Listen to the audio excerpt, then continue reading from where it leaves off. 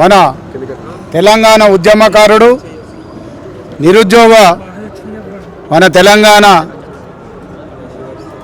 అమరవీరుల తరపున కానీ ఇప్పుడు తెలంగాణ మన నిరుద్యోగుల తరపున కానీ వాస్తవంగా తెలంగాణలో ఎక్కడ అన్యాయం జరిగినా అక్కడ ఉండే మన తెలంగాణ ఐకాన్ తెలంగాణ ఉద్యమకారుడు అన్యాయంగా అర్ధరాత్రి అరెస్టు చేసి ఏం చేసిండని అరెస్టు చేస్తున్నారు మీరు?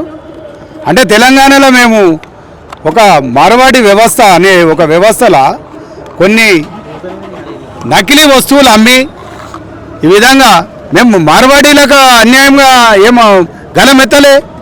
ఎక్కడైతే నకిలీ వస్తువులు అమ్మి మా తెలంగాణలో మీరు పైసలు కూడా కట్టుకొని మీ గుజరాత్ రాజస్థాన్ తీసుకుపోతున్నాము దాని మీదనే అడిగినాం.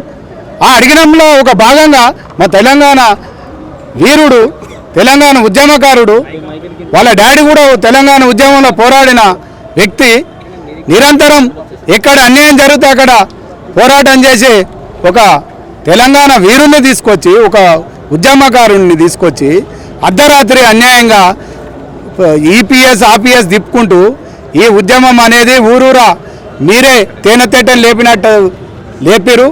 తెలంగాణలో అప్పుడు నిజాం సర్కారు కూడా ఎంతో అంతో అభివృద్ధి చేసి మమ్మల్ని మా రక్తం పీల్స్తేనే చుట్టుముట్టు సూర్యాపేట నడుమ నల్లగొండ పక్కనుంది గోల్కొండ కింద గోరికర్తం కొడుకు అని పాట పాడిన తెలంగాణ ఇది.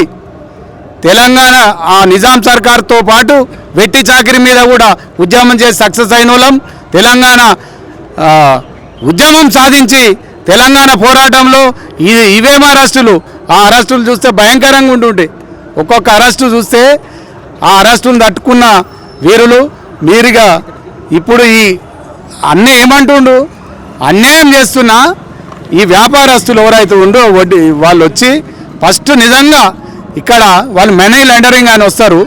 బాధలతో పోయిన తెలంగాణ ప్రజలు ఏమైనా పెడితే వస్తువులని వాటిని మొత్తం సొమ్ము చేసుకొని నకిలీ వస్తువులు అమ్ముతూ జిఎస్టీ కట్టకుండా వేలల్లో సనాతన ధర్మం అని ముసుగులో కొంతమంది లీడర్లు కూడా ఇలా ఇన్వాల్వ్ అయిపోయి బండి సంజయ్ లాంటి వాళ్ళు. అంటే తెలంగాణ హైదరాబాద్లో బాబు తెలుసుకో గణేష్ ఉత్సవం నెంబర్ 1 జరుగుతుంది ఈ దేశంలో కాదు ప్రపంచంలో కూడా. బాంబే తర్వాత మేమే చేస్తాం గణేష్ ఉత్సవం. అంటే మాకు సనాతన ధర్మం లేదా? మేము శ్రీరామ నవమి ఊరూరికి చేసి అన్నదానాలు చేస్తాం. మాకు సనాతన ధర్మం తెలియదా? మేము చిన్నప్పటి నుంచి మా తాతలు ముత్తాతల నుంచే సనాతన ధర్మం తెలుసు, అన్నీ తెలుసు. ఆ ముసుగులో వ్యాపారం చేసి మేమేమో దోసుక తింటా అంటే ఇలాంటి ఉద్యమకాన్ని అరెస్టు చేస్తా అంటే ఇవి ఆగేది కాదు. మీరు తేనెతెట్టని లేపినట్టు అవుతుంది. ఊరూర్లో స్టార్ట్ అయింది. మీరు ఏమనుకుంటారు హైదరాబాద్ లేదో శబ్దత కనబడుతుంది, ఎవరేం ఉద్యమానికి రాలేదు అనుకుంటారు.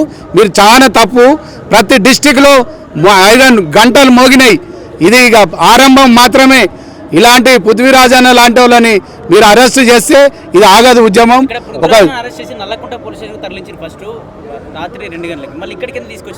అదే వాళ్ళ చట్టం ఎట్లుందంటే మరి ఇక్కడ అందరూ పలుకులు పలికేటోళ్ళు పాలించేటోళ్ళు కూడా మన వాళ్ళే. మరి ఆ సీఎం కూడా అన్న దోస్తే ఆయనకు తెలియదా ఎందుకు జరుగుతుంది ఇంత నిర్బంధం ఏంది? మేము కూడా పోయి కలిసిన పృథ్వీరాజన్నని ఏందన్నా ఏం జరిగిందంటే అర్ధరాత్రి తీసుకొచ్చి అది ఏదైనా నేను అనుకుంటే తెలంగాణ ప్రజలకే మంచి జరుగుతుంది.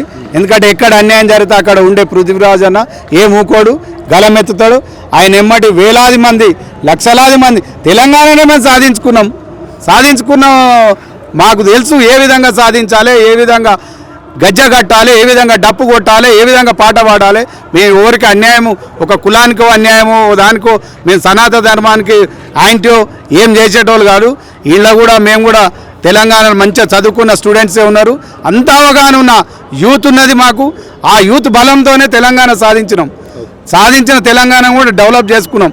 అప్పుడు కొంతమంది చూపెట్టి కూడా పోయారు మీరు పరిపాలన చేసుకోలేదని. మళ్ళీ వాళ్ళు పోయారు. మళ్ళీ మా రేవంత్ రెడ్డి కూడా పరిపాలన చేస్తున్నాం. మా తెలంగాణలో మాకు అన్నీ తెలుసు. ఈ ఉద్యమం ఇప్పటితో ఆగదు.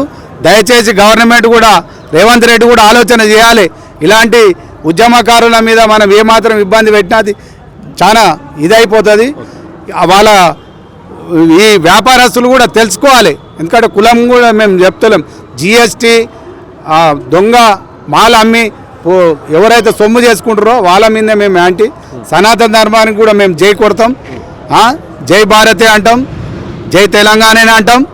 మాకు కూడా అన్ని జై జై శ్రీరామే అంటాం. మేమేమో అన్నిట్లలోనే ఉన్నాం, మేము అన్ని పండుగలు చేస్తూనే ఉన్నాం. ఏమోనా మోసం చేసి సంపాదించుకునేటోళ్ళ మీదే మేము పోరాటం చేస్తాం.